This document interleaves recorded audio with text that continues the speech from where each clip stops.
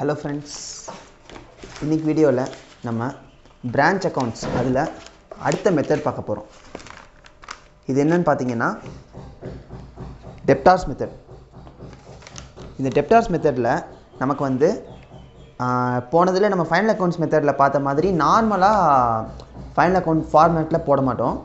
இந்த branch accountல debtors method ரொம்ப வித்தியாசமான மெத்தட். இதுல வந்து சில ஐட்டம்ஸ் வரணும், சில ஐட்டம்ஸ் வரக்கூடாதுன்னு நம்ம ஃபர்ஸ்ட் பிரிச்சிரணும். இந்த ஃபார்மேட் வச்சு நான் உங்களுக்கு எக்ஸ்பிளைன் பண்ணுறேன், அப்போ தான் புரியும். ஃபஸ்ட்டு வந்து இந்த சைடில் எல்லாமே ஓப்பனிங் பேலன்ஸஸ் எடுத்துக்கணும். ஸ்டாக்கோட ஓப்பனிங் பேலன்ஸ், டெப்டார்ஸோட ஓப்பனிங் பேலன்ஸ், பெட்டி கேஷோட ஓப்பனிங் பேலன்ஸ், ஃபிக்ஸட் அசெட்ஸோட ஓப்பனிங் பேலன்ஸ், ப்ரீபெய்ட் எக்ஸ்பென்ஸோட ஓப்பனிங் பேலன்ஸ். இந்த சைடில் பார்த்தீங்கன்னா க்ளோசிங் பேலன்ஸஸை ஃபுல்லாக எடுத்துக்கணும். எல்லாத்தோட க்ளோசிங் பேலன்ஸையும் நம்ம எடுத்துக்கணும். இது ஃபஸ்ட் ஐட்டம். அடுத்து சப்போஸ் இங்கிட்டு லைபிலிட்டிக்கான ஓப்பனிங் பேலன்ஸ் கொடுத்துருக்காங்கன்னா கிரெடிட் சைடில் எடுத்துக்கணும். லைபிலிட்டியோட க்ளோசிங் பேலன்ஸை டெபிட் சைடில் எடுத்துக்கணும். இதுதான் ஃபஸ்ட்டு நம்ம வந்து ஃபில் பண்ண வேண்டிய ஐட்டம்ஸ். நெக்ஸ்ட்டு என்ன எடுக்க போகிறோம்னா goods sent to branch account. குட்ஸ் வந்திருக்கும் தெரியுமா, ஹெட் ஆஃபீஸ்லேருந்து நம்ம பிரான்ச்சுக்குன்னு சொல்லி பிரான்ச்சுக்குள்ளே குட்ஸ் வந்திருக்கும். அந்த இதை ஃபார் எக்ஸாம்பிள் பர்ச்சேசஸ்னு போடக்கூடாது, ஆனால் வந்து சிமிலர் டு பர்ச்சேஸ். எப்படி நம்ம வந்து பர்ச்சேஸ் வந்துச்சுன்னா டெபிட் சைடில் போடுறோமோ அதே மாதிரி தான் பிரான்ச் அக்கௌண்ட்டுக்கு வந்து ஹெட் ஆஃபீஸ்லேருந்து வருதுன்னா என்ன அர்த்தம், ஹெட் ஆஃபீஸ்லேருந்து பிரான்ச் பர்ச்சேஸ் பண்ணுதுன்னு அர்த்தம். ஸோ அதை எடுத்துக்கணும். Good sent by other branches, head ஆஃபீஸில் மட்டும் கிடையாது, வேறு ஒரு பிரான்ச்சிலேருந்து பர்ச்சேஸ் பண்ணால் அதையும் நம்ம வந்து இங்கே எடுத்துக்கணும். Next to bank. இது என்னென்னு பார்த்தீங்கன்னா ஹெட் ஆஃபீஸ் இருக்குல்ல, ஹெட் ஆஃபீஸ் வந்து பொருள் கொடுத்தா மட்டும் நம்ம டெபிட் சைடில் போடக்கூடாது. பணம் கொடுத்துருக்காங்க ஹெட் ஆஃபீஸ்லேருந்து, ஏதோ ஒரு பர்டிகுலர் விஷயத்துக்காண்டி வந்து பிரான்ச்சுக்கு பணம் கொடுத்துருக்காங்கன்னா அதுவும் நமக்கு டெபிட் சைடில் வருது. நெக்ஸ்ட்டு இந்த கிரெடிட் சைடில் பார்த்தீங்கன்னா அப்படியே ஆப்போசிட்டு. ஹெட் ஆஃபீஸ் வந்து பிரான்ச்சுக்கு பணம் கொடுத்ததுனால டெபிட்டில் வந்துச்சு, பிரான்ச்சிலேருந்து ஹெட் ஆஃபீஸ்க்கு பணம் கொடுக்க போகிறதுனால அது வந்து இங்கிட்டு கிரெடிட் சைடில் போடுறோம். நெக்ஸ்ட்டு இங்கே ஹெட் ஆஃபீஸ்லேருந்து பிரான்ச்சுக்கு பொருள் வந்ததுனால வந்து அதை பர்ச்சேஸுங்கிற நேமில் டெபிட் சைடில் போட்டோம். இப்போ வந்து திரும்ப ரிட்டன் பண்ணுறோம், வந்த பொருளில் ஏதோ டிஃபெக்டிவாக இருக்குது இல்லை வேறு ஏதாச்சும் ஒரு ப்ராப்ளம்னால வந்து ரிட்டன் பண்ணுறோன்னா அதை வந்து திரும்ப கிரெடிட் சைடில் போட போகிறோம். அது வந்து ஹெட் ஆஃபீஸ்க்கு டைரெக்டாக ரிட்டன் பண்ணாலும் சரி, வேறு பிரான்ச்சஸ்க்கு ரிட்டன் பண்ணாலும் சரி, எல்லாமே நமக்கு வந்து கிரெடிட் சைடில் வரப்போகுது. இவ்வளோ தான் வந்து நமக்கு இந்த ஃபார்மேட்டில் வரக்கூடிய ஐட்டம்ஸ். இதுக்கு மேலே எந்த ஒரு அக்கௌண்ட்டுமே வந்து இந்த பர்டிகுலர் பிரான்ச் அக்கௌண்ட்டில் வரக்கூடாது. கன்சர்ன்டு அக்கௌண்ட் ப்ரிப்பேர் பண்ணணும். ஃபார் எக்ஸாம்பிள் எக்ஸ்பென்சஸ் இருக்குன்னா எக்ஸ்பென்சஸ்க்கு அக்கௌண்ட் ப்ரிப்பேர் பண்ணியிருப்போம், அந்த மாதிரி போகுமே தவிர இந்த பிரான்ச் அக்கௌண்ட்டுக்குள்ளே இதை தவிர வேறு எந்த ஐட்டம்ஸும் வரக்கூடாது. ஒரு சம் பார்த்துருவோம். இல்லஸ்ட்ரேஷன் 5 என்னென்ன கொடுத்துருக்காங்கன்னு பாருங்கள். Opening stock, opening debtors, opening petty cash. நம்ம பார்க்க வந்து அது எங்கெங்கே வருங்கிறத கீழே அப்படியே பார்த்துட்டே வந்துடுவோம்.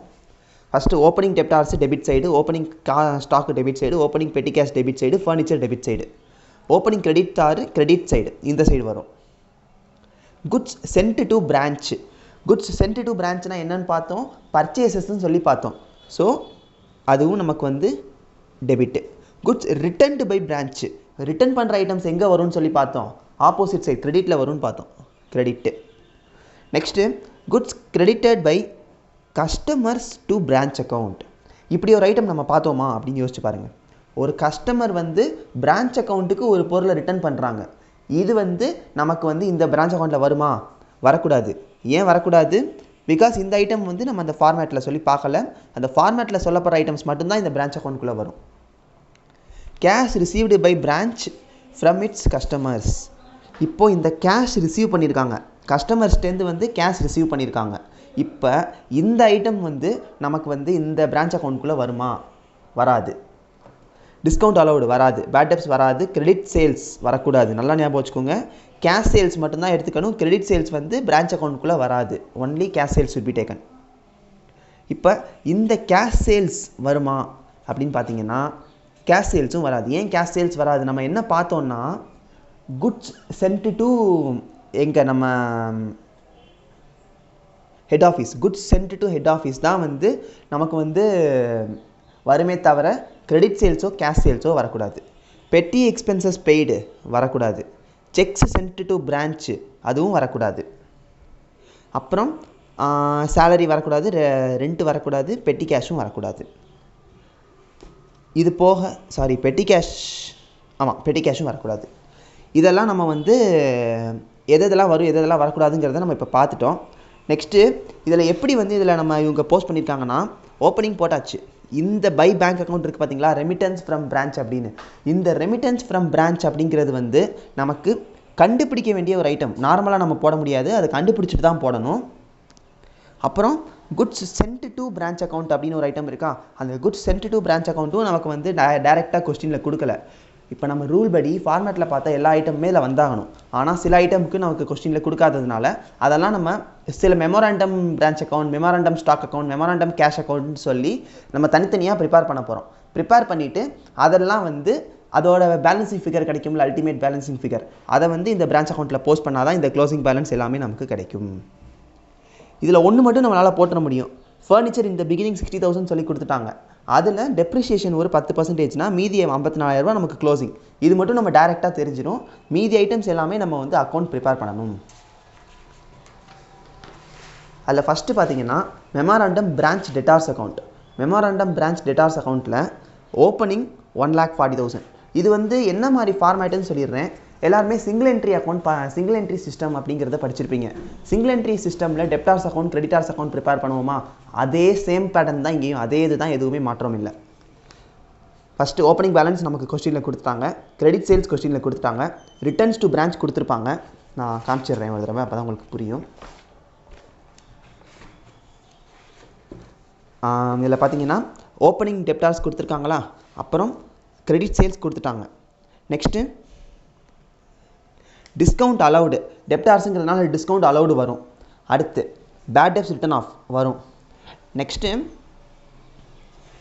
கேஷ் ரிசீவ்டு பை பிரான்ச், இது நம்ம பிரான்ச் அக்கௌண்ட்டில் வரக்கூடாதுன்னு சொல்லி பார்த்தோம். ஆனால் நம்ம சிங்கிள் என்ட்ரி சிஸ்டம் படி டெப்டார்ஸ் அக்கௌண்ட்டில் கேஷ் ரிசீவ்டு பை பிரான்ச் வரும். ஸோ அந்த கேஷ் ரிசீவ்டு பை பிரான்ச்சை எடுத்துக்கிறோம். நெக்ஸ்ட்டு பார்த்தீங்கன்னா ரிட்டர்ன்ஸ் டு பிரான்ச், சில இதை வந்து ரிட்டர்ன் பண்ணியிருக்கோம். அப்போ அதெல்லாம் என்ன வரும்னா அதெல்லாம் வந்து சேல்ஸ் ரிட்டர்ன். ஸோ அந்த இதெல்லாம் வந்து இதில் எடுத்துக்கிட்டோம். 57 கொடுத்துருக்காங்களா, goods returned by customers to branch. இது வந்து பிரான்ச் அக்கௌண்ட்டில் நடக்கிற ஒரு ஐட்டம், அதனால் வந்து இது வந்து இந்த இடத்துல வருது.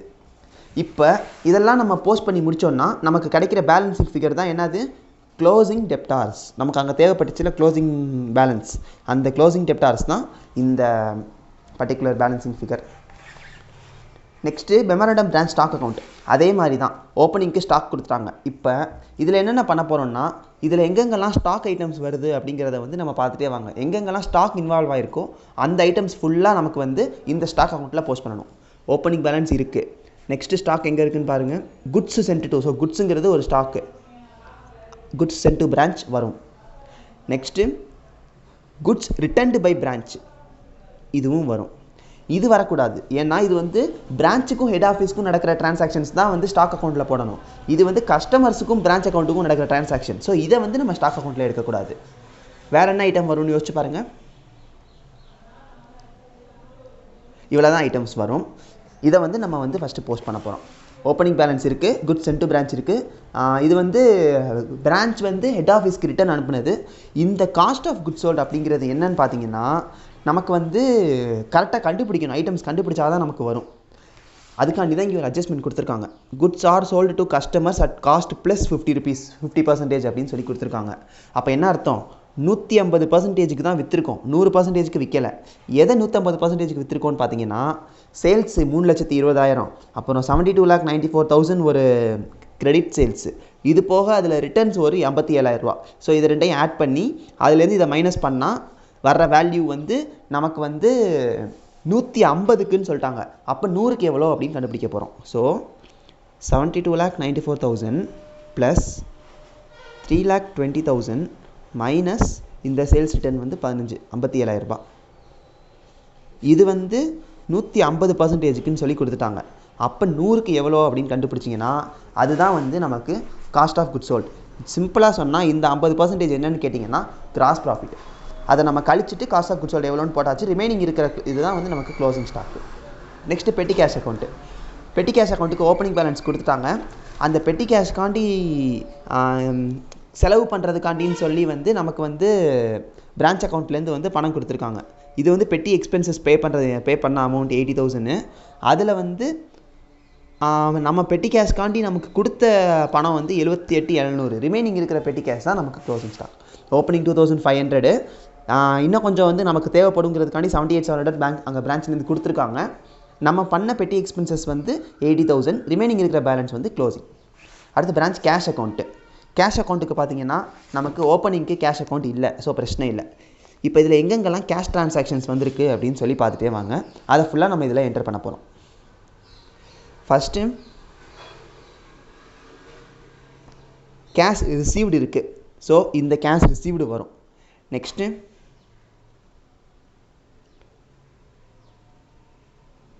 சேலரிஸ் பே பண்ணியிருக்கோம், ஸோ அது ஒரு செலவு.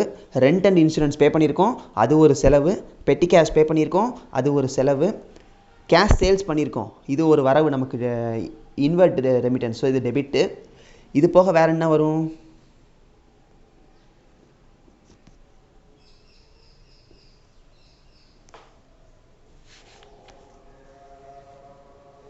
அவ்வளோதான். இதுதான் நமக்கான உள்ளே வர்ற கேஷ் இன்ஃப்ளோ. இங்கிட்டு பார்த்தீங்கன்னா எல்லா எக்ஸ்பென்சஸையும் போட்டிருப்பாங்க. மீதி இருக்கிற இந்த 61,10,000ங்கிறது நமக்கு உள்ள பணம் வந்திருக்கிறது, கேஷ் ஃப்ளோவும் இது உள்ளே வந்திருக்கிறது. மீதி இருக்கிற இந்த ரெமிட்டன்ஸ் பை ஹெச்ஓ அப்படிங்கிறது என்னென்னா நமக்கு பேலன்சிங் ஃபிகர். இதில் நமக்கு ஓப்பனிங் க்ளோசிங் இல்லை, அதனால் வந்து நமக்கு மிச்சம் இருக்கிற ரெமிட்டன்ஸ் பை ஹெச்ஓங்கிறது வந்து இது போக எக்ஸ்ட்ரா எவ்வளோ கேஷ் வந்து ஹெட் ஆஃபீஸ்லேருந்து நமக்கு வந்திருக்குங்கிறது தான் ரெமிட்டன்ஸ் பை ஹெச்ஓ. இப்போ இதை ஃபுல்லாக நம்ம இதில் போஸ்ட் பண்ணிட போகிறோம். Bank account remittance from HO பார்த்தாச்சு 64,30,000. அடுத்து குட்ஸ் சென்ட் டு பிரான்ச் 78,000 நம்ம இங்கே ஏற்கனவே கண்டுபிடிச்சி வச்சோமா, அந்த 78,000 சாரி சென்ட் டு பிரான்ச் இங்கே இருக்குது, அந்த 78,000 போட்டாச்சு. க்ளோசிங் ஸ்டாக் கண்டுபிடிச்சிட்டோம், க்ளோசிங் டெப்டார்ஸ் கண்டுபிடிச்சிட்டோம், க்ளோசிங் பெட்டி கேஷ் கண்டுபிடிச்சிட்டோம். ஃபர்னிச்சருக்கு க்ளோசிங் வந்து டெப்ரிசியேஷன் மைனஸ் பண்ணது போக வந்துருச்சு. அவ்வளோதான். ஒரே ஒரு சின்ன மிஸ்டேக் பண்ணியிருக்கேன், சொல்லிடுறேன்.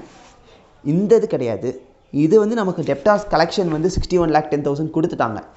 இது என்னென்னா ரெமிட்டன்ஸ் டு ஹெச்ஓ. இந்த கலெக்ஷன் போக கேஷ் சேல்ஸ் போக நம்ம வந்து மிச்சம் வந்து எவ்வளோ வந்து ஹெட் ஆஃபீஸ்க்கு திரும்ப அனுப்ப வேண்டியது இருக்குது, அதுவும் ஒரு பிரான்ச் அக்கௌண்ட் பாயிண்ட் ஆஃப் வியூவில் பார்த்தா எக்ஸ்பென்ஸ் தான். அதனால் அந்த எக்ஸ்பென்ஸை வந்து நம்ம கிரெடிட் சைடில் போட்டுறோம். இந்த 64,30,000 தான் நமக்கு இங்கே பை பேங்க் அக்கௌண்ட். ஏன் பை பேங்க் அக்கௌண்ட் போடுறோம்? இது வந்து இந்த புக்ஸ் ஆஃப் ஹெட் ஆஃபீஸ்க்கு வந்து அந்த 64,30,000 வந்து பிரான்ச் அக்கௌண்ட்லேருந்து உள்ளே வருது. ரூல் படி என்ன சொன்னேன், உள்ளே வர்றதா நம்ம டெபிட் பண்ணணும்னு சொன்னேன். ஸோ இந்த 64,30,000 டெபிட் பண்ணுறோம். That's all. இதுதான் பிரான்ச் அக்கௌண்ட்டில் டெப்டார்ஸ் மெத்தட். ஏதாச்சும் டவுட்ஸ்னால் கமெண்ட்ஸில் கேளுங்க. தேங்க்யூ.